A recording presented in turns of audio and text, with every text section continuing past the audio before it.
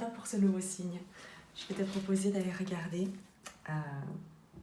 l'évolution d'une situation à court terme pour te soutenir dans ce qui t'est proposé de traverser, d'expérimenter, pour t'encourager toujours à poursuivre ton exploration parce que la vie est une magnifique aventure et même si elle peut parfois nous sembler étrange, un peu obscure, il y a toujours un but et une joie qui nous est proposée au bout du chemin. Et il y a parfois des moments où on se demande si l'objectif est encore loin. Et dans ces moments-là, avoir peut-être une indication, un banc où t'asseoir et te reposer pour entendre peut-être un conte, un conseil, une belle histoire, peut-être simplement pour te changer les idées ou pour les nourrir sur ce que tu es sur le point de réaliser, eh bien je te propose d'aller explorer le message du tarot. J'ai pris un ancien tarot de Marseille pour aller explorer déjà les premières énergies. On ira préciser avec les Tea Leaf Oracles, qui nous parlent d'ailleurs du poisson rouge, d'augmentation dans des biens matériels ou une croissance spirituelle, qui sait. Et on terminera avec un message du tarot de la transformation de Osho, qui aura certainement une sagesse particulière dans laquelle tu pourras puiser peut-être quelques conseils. Je te remercie de me rejoindre, je te remercie pour tes abonnements, pour ta bienveillance et ta présence. C'est vraiment toujours avec beaucoup de plaisir et avec l'intention de pouvoir contribuer à ton exploration dans les meilleures conditions que je fais ces tirages. Et si tu y trouves un tout petit peu d'ancrage, eh bien c'est vraiment une magnifique chose. Tu restes toujours libre et maître de ton présent et de ta destinée. Il n'y a que tes choix, que tes décisions qui déterminent la suite de ton évolution. Les cartes ne sont là que pour t'interroger peut-être et mettre en lumière ce qui t'a peut-être échappé et que les anges, Dieu, l'univers, la force que tu reconnais comme étant une énergie d'amour souhaite que tu conscientises. On va commencer tout de suite. J'ai déjà bien mélangé le deck. Voilà. Quelle énergie? On va faire plusieurs positions. Je vais te les décrire et je vais simplement prendre une carte pour chacune des positions. On ira clarifier ensuite. Une carte pour ton énergie, s'il vous plaît. Pour ton énergie, à toi. La tour. Peut-être que ce tirage tombe à point, puisque la tour, c'est une énergie de déstabilisation, de destruction, de chute, d'effondrement, de bouleversement. La tour, c'est aussi une prise de conscience fulgurante, un éclair peut-être de génie.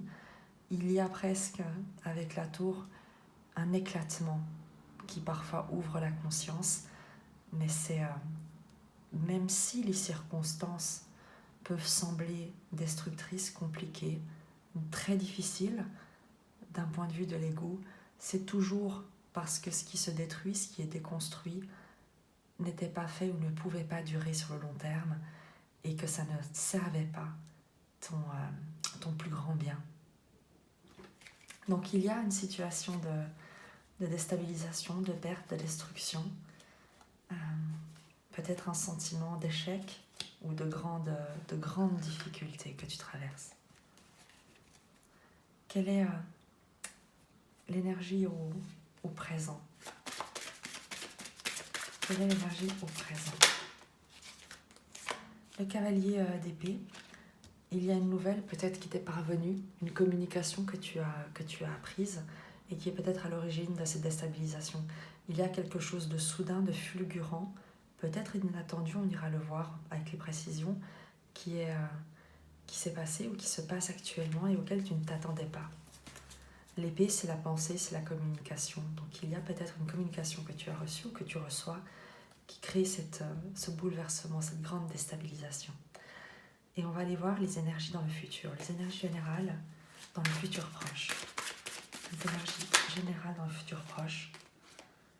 On a 2 cartes, mais on va les prendre puisqu'il n'y en a que 2 et qu'elles sont sorties ensemble. La reine de denier et le roi de bâton.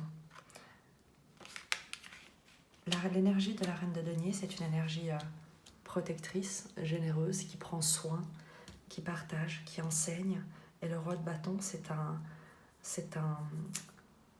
une énergie de concrétisation, de passion, d'exploration, de respect et de respectabilité.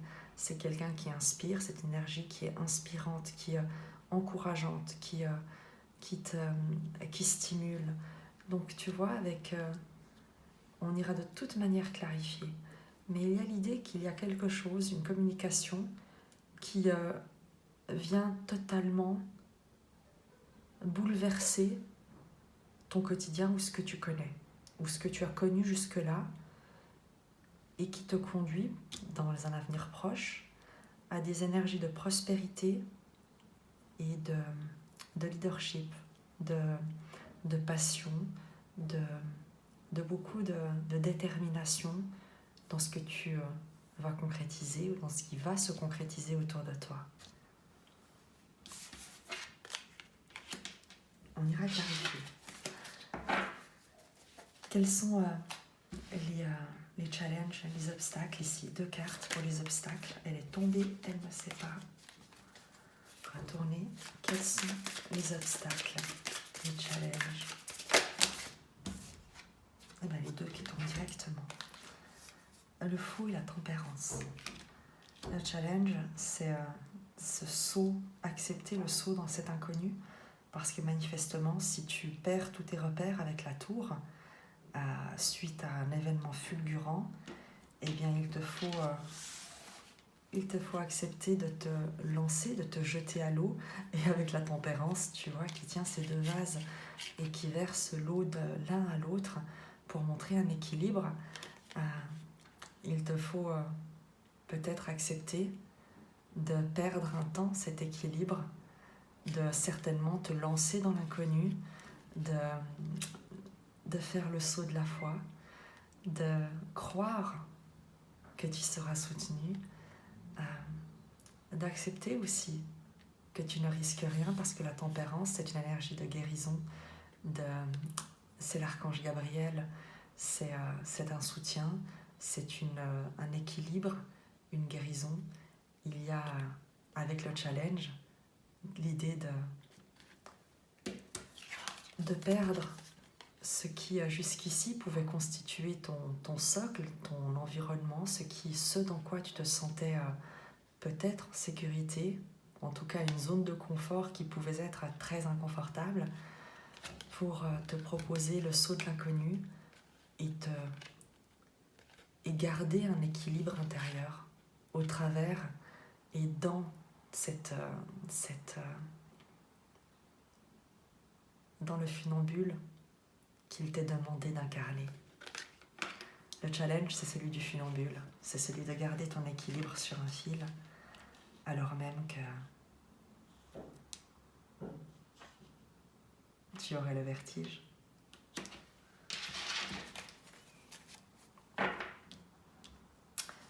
Quel pourrait être l'obstacle, la difficulté?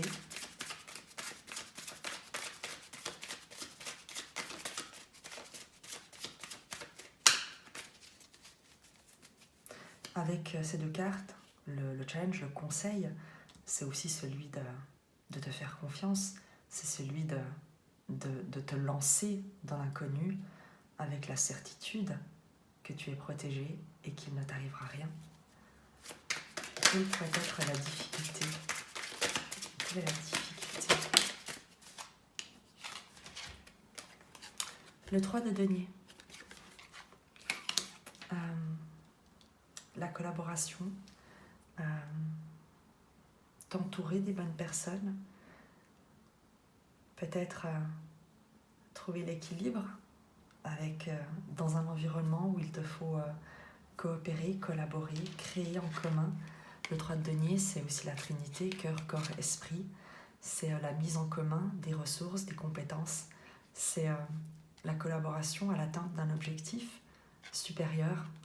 Donc il y a, avec ce 3 de denier, dans la difficulté, c'est peut-être celle de t'entourer des bonnes personnes ou de savoir comment t'intégrer dans un groupe pour atteindre un objectif. On va aller clarifier, bien sûr. Et quelle est l'évolution qui t'est annoncée? Quelle est l'évolution? Il y a beaucoup trop de cartes qui sont... Non, ça va, 2 cartes, je pensais qu'il y en avait plus. Ah, c'est magnifique. Le roi de denier et le 7 de coupe. On nous annonce des opportunités enthousiasmantes, passionnantes, divers domaines d'exploration, la capacité aussi à te détourner de ce qui peut être des illusions et des distractions, tu vois, pour te concentrer sur ce qui contribue véritablement à ta prospérité. Il y a plusieurs choses. Il y a à la fois tout ce qui nourrit ta créativité, tout ce qui nourrit ton émotionnel, tout ce qui t'intéresse et qui va t'offrir énormément d'opportunités de développer ta prospérité. Je vais te proposer d'aller directement clarifier ces différentes positions pour voir quel est le message et s'il te parle et comment est-ce que cela peut t'aider. Sur cette maison Dieu, qu'est-ce qui s'effondre? Quel est cet effondrement? S'il vous plaît, quel est cet effondrement? Cette déstabilisation, ce bouleversement. Qu'est-ce qui s'effondre?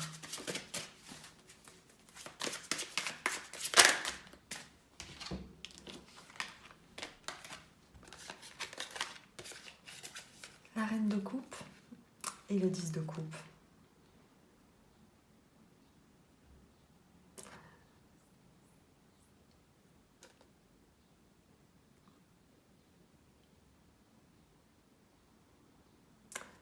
C'est ce qui s'effondre, ou en tout cas ce qui vient te déstabiliser.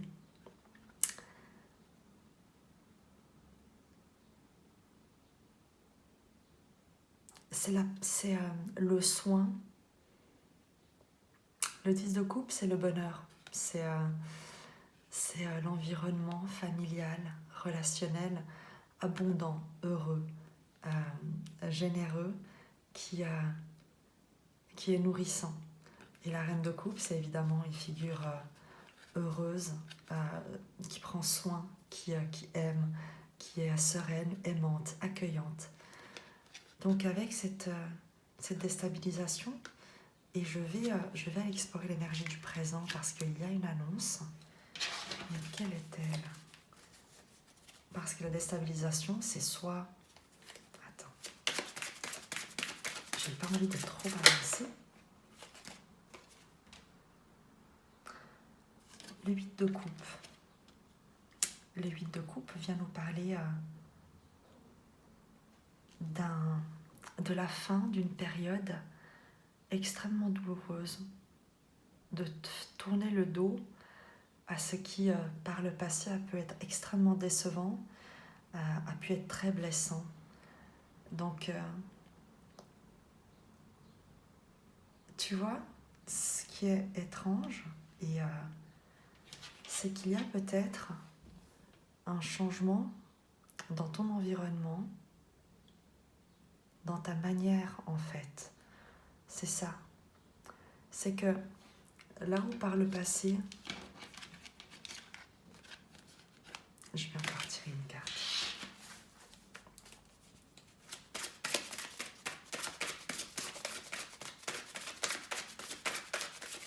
Qu'est-ce qu'on essaye de me dire? Le cavalier de denier. une évolution, une progression, une concrétisation. Il y a quelque chose que tu te révèles, ou qui t'est révélé dans le présent. Il y a une prise de conscience qui t'amène à ne plus te laisser définir ou à ne plus subir le passé, pour au contraire te proposer d'avancer, même de manière lente, même de manière un pas à la fois. Mais il y a une énergie ici de prise de conscience qui est extrêmement heureuse, parce que tu réalises que si par le passé quelque chose ou une situation a pu te décevoir ou te blesser, c'est parce que tu n'avais pas pris soin de toi et de ton environnement. Et que c'est en prenant la responsabilité de ton environnement émotionnel, de ce que tu souhaites partager, de ce que tu souhaites vivre, que tu crées un nouveau paradigme qui te conduit sur un autre chemin. On va clarifier le 8 de coupe et le cavalier d'épée.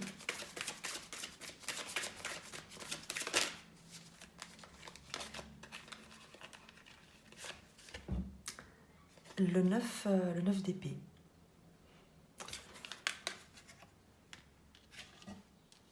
Dans le présent, il y a la fin d'angoisse qui prenait racine dans des expériences douloureuses du passé.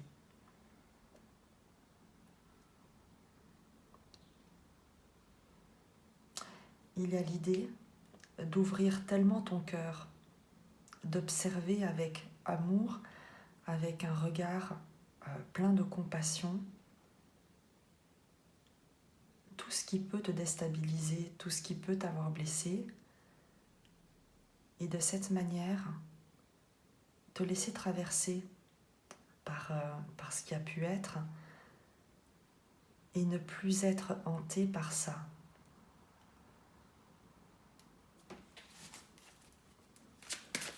Qu'est-ce qu'on dit avec le cavalier d'épée?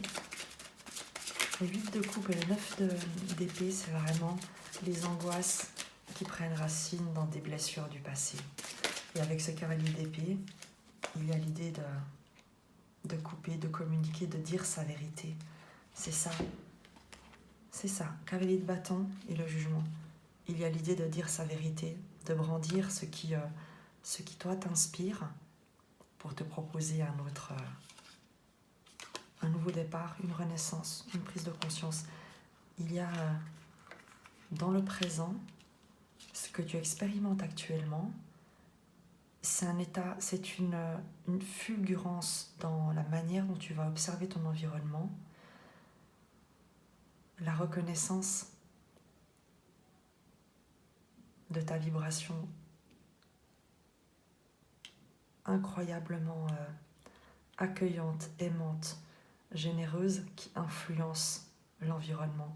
Tu as cette force en fait, que dans n'importe quelle situation, dans n'importe quel contexte, quelles que soient les déstabilisations, quelles que soient les épreuves, tu es capable de les traverser sans plus les juger ou t'y attacher, mais en y amenant toute ta douceur, toute ta sagesse, tout ton potentiel de guérison.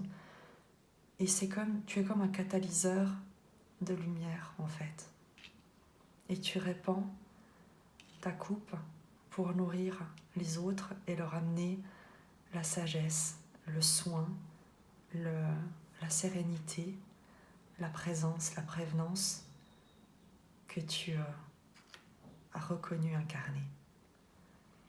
Et avec ce présent qui nous parle du chevalier de bâton et le jugement, c'est que tu communiques un nouveau paradigme, un nouveau départ, une nouvelle intention, une nouvelle, un nouveau voyage que tu te proposes ou que tu proposes dans tes énergies présentes.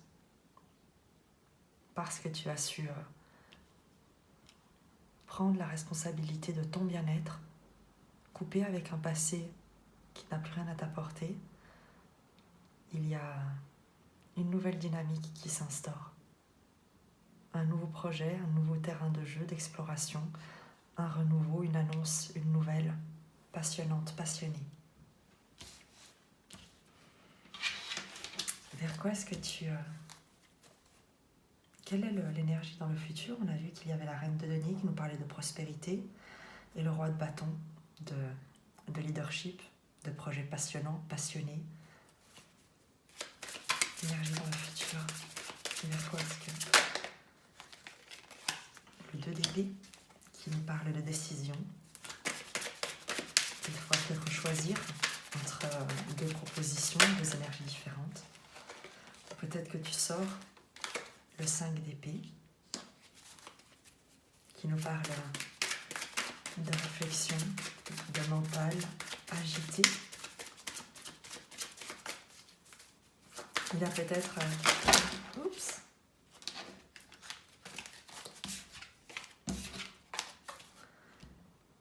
Il y aura peut-être un choix à faire, tu vois, entre deux énergies, entre deux propositions, et on va aller explorer ça parce que, justement, il se peut que tu reçoives une nouvelle et qu'en fin de compte, la déstabilisation vienne du fait qu'il y ait deux propositions qui te soient formulées, qui sont l'une comme l'autre, très tentantes. Et ça crée évidemment une hésitation. Qu'est-ce qu'on peut dire de plus sur les énergies dans l'avenir? Est-ce qu'il s'agit effectivement d'une double proposition ou autre chose?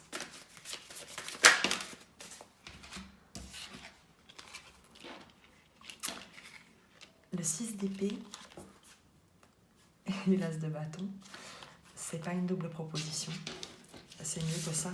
C'est qu'en fait, tu reçois, quelle que soit en fait la proposition qui t'est faite, qui est extrêmement équilibrée, prospère et dynamique et passionnante.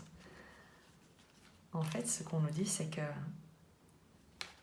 tu quittes l'hésitation, tu quittes le doute, tu quittes les pensées limitantes, ce qui a pu jusqu'ici te torturer l'esprit. Avec le 6 d'épée, tu t'éloignes de tout ça, tu vogues vers une rive de paix, et avec l'as de bâton, c'est qu'il n'y a plus d'hésitation, il n'y a plus de doute, il n'y a plus de mental. Il y a une inspiration, un feu créateur qui s'empare de toi, il y a un pouvoir de direction que tu vas saisir, que tu vas exercer. Donc en fin de compte, quel que soit ce vers quoi les énergies dans l'avenir, ce sont des énergies qui vont te permettre de sortir du mental qui a pu jusqu'ici t'asservir. Et c'est ça qui est le plus important.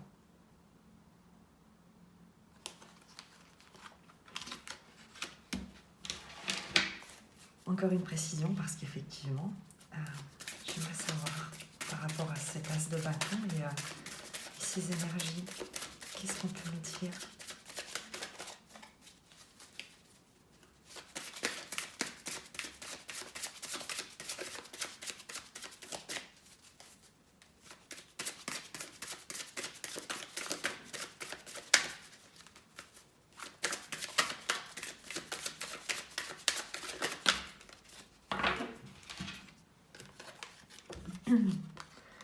Le 6 de coupe, elle nous parle de joie de l'enfance, d'innocence, de nostalgie, peut-être de quelque chose que tu as longtemps espéré, attendu. Le 6 de coupe nous parle aussi de trouver son partenaire idéal, mais dans un sens large, de trouver son partenaire de jeu idéal, son âme sœur, mais ça peut bien sûr être amoureux, professionnel. Là, j'ai plutôt l'impression qu'on est sur un domaine qui soit dans l'ordre de passion, mais de passions qui sont plus liées à du professionnel, j'ai l'impression, parce que au final, il n'y a pas beaucoup de coupe, mais beaucoup de bâtons et de mental et de denier. Le 6 de coupe nous parle d'écouter son enfant intérieur aussi et de revenir à son essence véritable. Donc tu vois, je crois que l'énergie vers laquelle tu te diriges, c'est ton essence véritable en fait. C'est en écoutant ta sagesse, ton cœur, en étant un phare dans ton environnement, eh bien c'est ton essence véritable que tu retrouves et c'est un retour à la joie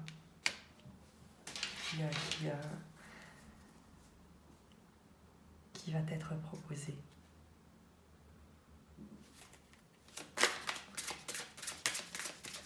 S'agissant des conseils avec ce mat et cette tempérance, le 9 de coupe, la justice et le monde.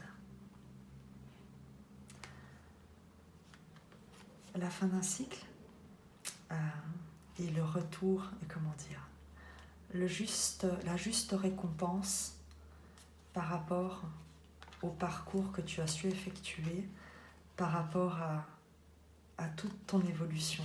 Le monde, c'est l'accomplissement, c'est la récompense, c'est l'arrivée à destination.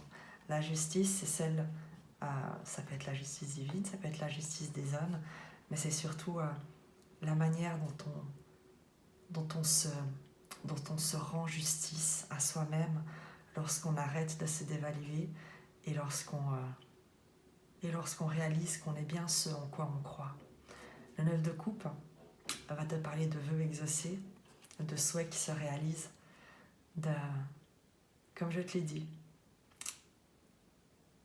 d'accomplissement. Avec ces cartes, on a dans le conseil l'idée de suivre ce qui est juste pour toi, de poursuivre ton cheminement et d'évaluer si les souhaits que tu formules sont des souhaits qui servent le collectif ou s'ils sont égoïstes parce qu'en fin de compte, l'objectif, le but que tu souhaites atteindre sera soutenu par la vie si tes souhaits, tes objectifs, ton but contribuent à la vie et à son expansion. Dans ce cas-là, tu pourras compter sur son soutien. Et c'est le conseil que nous donnent ces cartes, c'est de dire élance-toi, mais élance-toi avec l'idée de contribuer au monde qui t'entoure d'une manière juste et fais en sorte que tes rêves servent le bien commun et pas seulement des intérêts qui ne te seraient que personnels. Et c'est ce qu'on te disait avec peut-être l'obstacle, c'est de penser d'une manière collective, de t'intégrer à un collectif, de peut-être t'associer pour réaliser ses rêves. Quel est l'obstacle? Quelle est la précision sur ce 3 de denier en obstacle? Le 2 de denier, trouver l'équilibre, garder l'équilibre,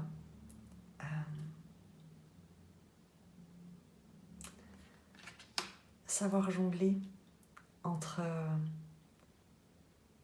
ce qui a de la valeur et ce qui n'en a pas, savoir où t'investir, dans quel environnement t'investir et investir ta créativité. Garder l'équilibre, c'est également ce que nous dit la tempérance, c'est de savoir ce qui mérite que tu fasses des efforts, que tu négocies, que tu prennes soin, et ce qui n'en vaut pas la peine. Il y a l'idée avec le 3 de denier, le 2 de denier, de ne pas accorder de valeur à des gens ou à un environnement qui agit sans honneur. Et elle a voulu sortir, donc on va la prendre.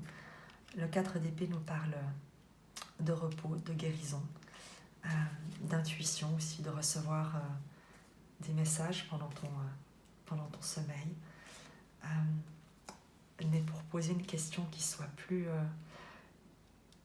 pour l'obstacle, tu vois, je crois que le 4 d'épée sort vraiment par rapport à l'obstacle. C'est de dire que dans le repos, dans la méditation, dans le retrait, tu pourras faire la différence et tu trouveras l'équilibre dans les situations où tu pourrais ne pas savoir comment agir, comment réagir, quoi faire, quoi dire.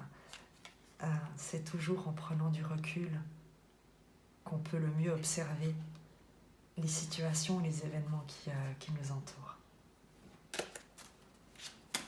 Maintenant, sur le 7 de coupe et ce roi de denier, qu'est-ce qu'on veut nous dire avec ce 7 de coupe? Est-ce qu'il s'agit d'opportunités ou d'illusions? La force.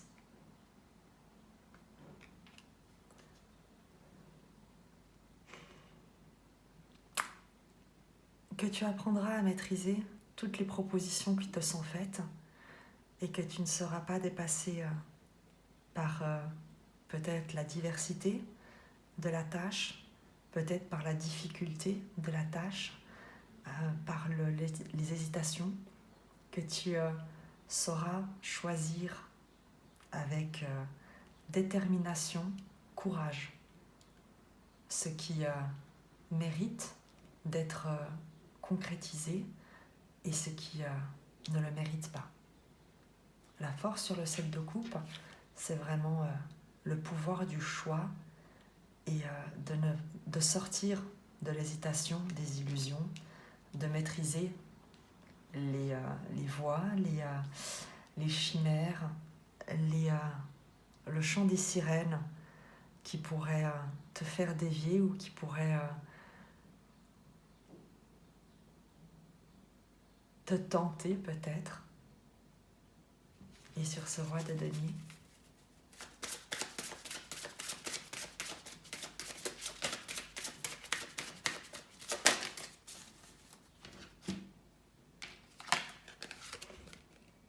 le soleil. Le soleil sur le roi de denier, on nous parle de prospérité, de richesse, de partenariat immensément heureux, généreux, rayonnant. On l'avait déjà, tu vois, avec ce 6 de coupe. C'est cette joie de l'enfance, ce partenaire de jeu qui te correspond. Et on retrouve sur l'image du soleil ce partenariat, cette collaboration, cette coopération qui, avec le roi de denier, s'annonce immensément prospère, généreux, concret. L'idée de fonder de te diriger vers un royaume en fait, un royaume qui ne reposera plus sur des promesses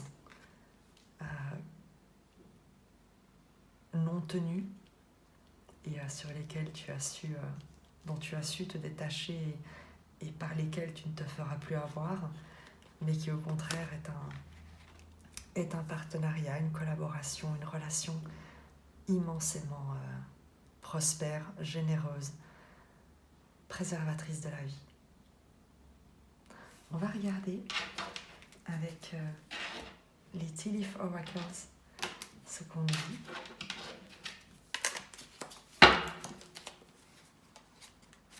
Je sépare le tas en deux et puis de toute façon il n'y a pas de hasard, c'est une carte de sortir, il sortira parce que le tas est vraiment énorme. Je les mélange simplement devant moi, brièvement avant de couper le tas.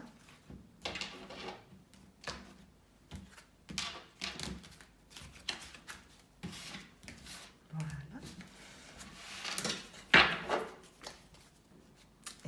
la seconde partie pour compléter.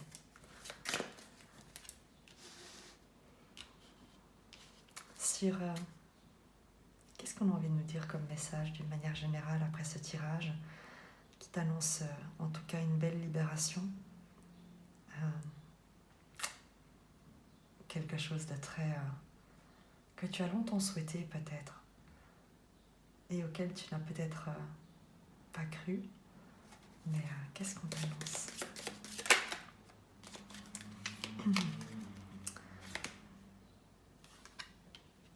Des négociations, une relation avec un homme plus âgé, peut-être ce roi de denier.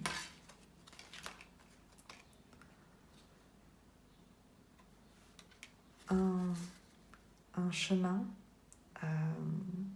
avec de l'argent attend que tu le trouves. Donc il y a peut-être une personne plus âgée, un homme plus sage qui va te faire une proposition et qui te permettra d'emprunter un chemin très prospère.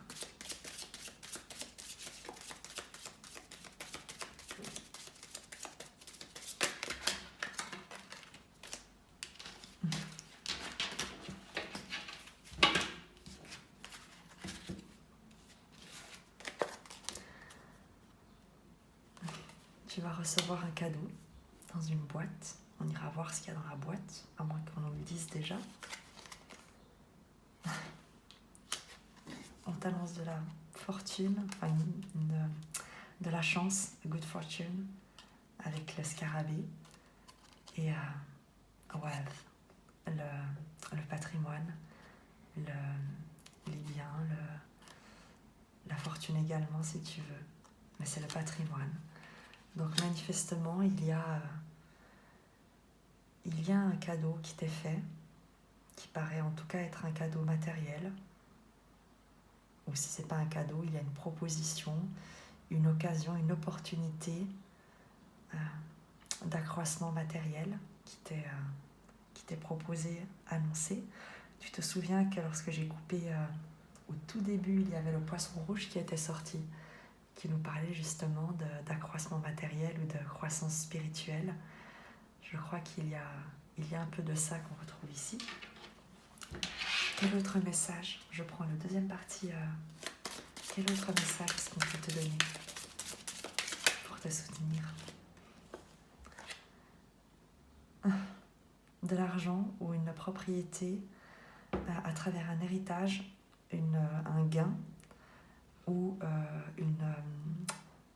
alors de l'abondance. À nouveau, on en revient à ce message de recevoir de l'abondance, un accroissement de tes conditions matérielles.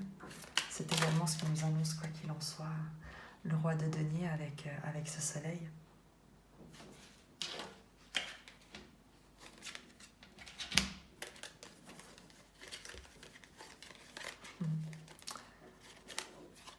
Le mois d'avril, donc c'est d'actualité. Un mariage will take place.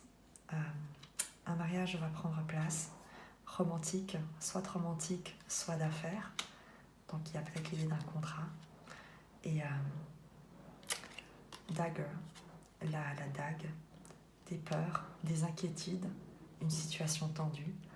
Donc il y a peut-être effectivement des craintes que tu peux avoir par rapport à un engagement, par rapport à un partenariat, par rapport à une proposition, par rapport justement à cette évolution matérielle que tu te souhaites, que tu mérites, que tu attends, que tu as proposé ou qui va t'être proposé.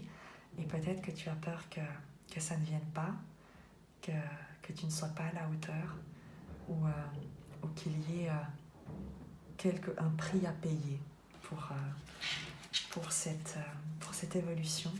Qu'est-ce qu'on peut te dire sur cette peur, sur ces inquiétudes, sur ce stress que tu peux ressentir et qui est légitime, bien entendu, puisque je te rappelle que tu es censé faire le saut de l'inconnu et que tu as la tour. Donc évidemment qu'il y a une peur. Et on te répond avec la clé. une solution, il y a une résolution successful, très positive, avec succès. Ta situation ton problème va se résoudre avec succès. Donc si tu as une crainte par rapport à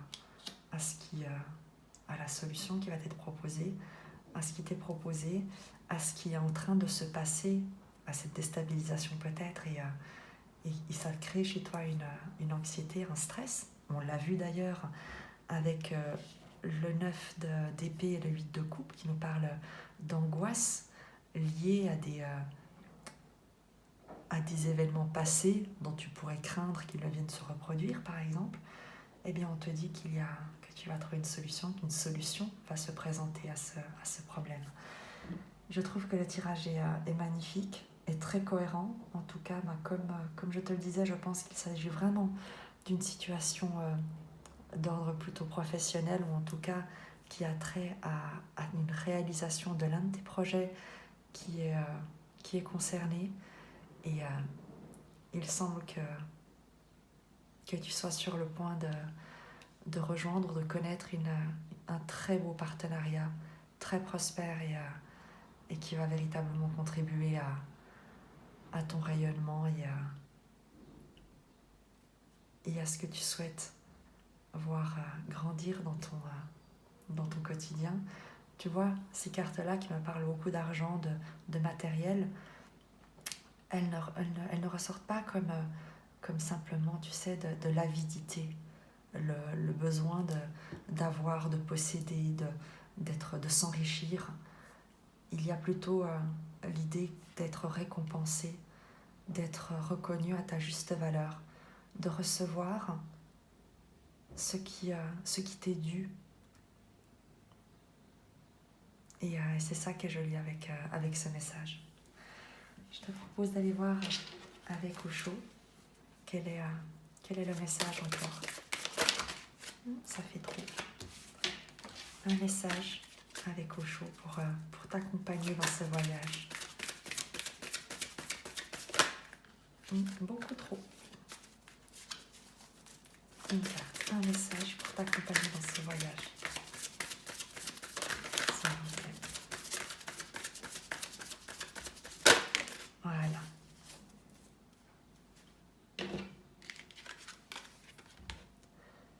La méditation. Et la méditation, c'était le 4 d'épée qui faisait résonance à l'équilibre ou à trouver lorsque tu es dans un environnement dont il te faut peut-être mesurer les bienfaits ou le soutien. Je vais te partager ce message.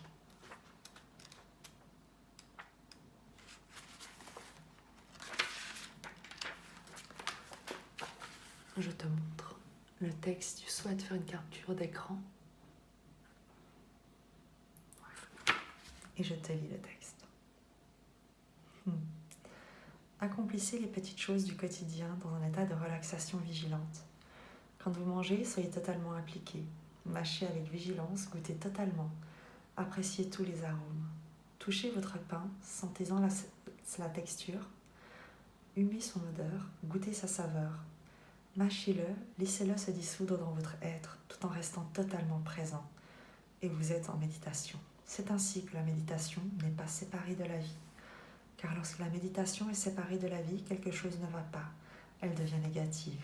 Alors on se met à rêver d'entrer dans un monastère ou de se rendre dans une grotte de l'Himalaya. On veut s'échapper de la vie parce que la vie est perçue comme une distraction allant à l'encontre de la méditation. La vie n'est pas une distraction, mais une opportunité de méditation. Un disciple venait voir son maître, Ikkyu. Cela faisait un moment qu'il pratiquait la méditation. Comme il pleuvait, il laissa ses chaussures et son parapluie à l'extérieur avant d'entrer. Après avoir salué son maître, celui-ci lui demanda de quel côté de ses chaussures il avait déposé le parapluie. En voilà une question. On ne s'attend pas à ce que les maîtres posent des questions aussi simples. On s'attend plutôt à des questions sur Dieu, sur la montée de la Kundalini, l'ouverture des chakras, les visualisations de lumière. Vous posez de si grandes questions occultes, ésotériques. Mais IQ posait une question très ordinaire, que ni un moine chrétien, ni un moine jain, ni un swami hindou ne poserait. Seul celui qui est lui-même un véritable Bouddha peut poser ce genre de questions. Le maître lui demanda de quel côté de ses chaussures il avait déposé son parapluie. Vraiment, qu'est-ce que des chaussures et un parapluie ont à voir avec la spiritualité ? Si vous avez posé la même question, cela vous aurait étonné. Quelle question inattendue! Mais cette question est d'une grande valeur. S'il avait posé une question sur Dieu, votre Kundalini et vos chakras, cela aurait été vraiment sans importance et complètement dépourvu de sens. Mais cette question-là est porteuse de sens. Le disciple ne put se souvenir. Qui se soucie de savoir où il a déposé ses chaussures et de quel côté se trouve le parapluie, à gauche ou à droite? Qui s'en préoccupe? Qui fait autant attention au parapluie? Qui pense aux chaussures? Qui est si attentif? Mais ce fut suffisant. Le disciple fut refusé. Et Kiyu dit: pars et médite encore 7 ans de plus. 7 ans, c'est que ça m'a le disciple, juste pour cette petite faute. Ce n'est pas une petite faute. Les fautes ne sont ni petites ni grandes. Tu ne vis pas encore de façon méditative, c'est tout. Pars, médite pendant 7 ans et reviens. Voici le message essentiel. Soyez alerte, soyez attentif à tout. Et ne faites pas de distinction entre les choses, que ceci est banal et que cela est très spirituel. Tout dépend de vous. Soyez attentif, alerte et tout devient spirituel. Ne soyez ni attentif ni en alerte, plus rien n'est spirituel. C'est vous qui transmettez la spiritualité, c'est votre contribution à la vie. Lorsqu'un maître comme Ikkyu touche son parapluie, rien n'est plus divin que ce parapluie. L'énergie méditative est alchimique. Elle transforme le métal de base en or. Elle n'a de cesse de transformer l'ordinaire en extraordinaire. Et à son paroxysme, tout est divin.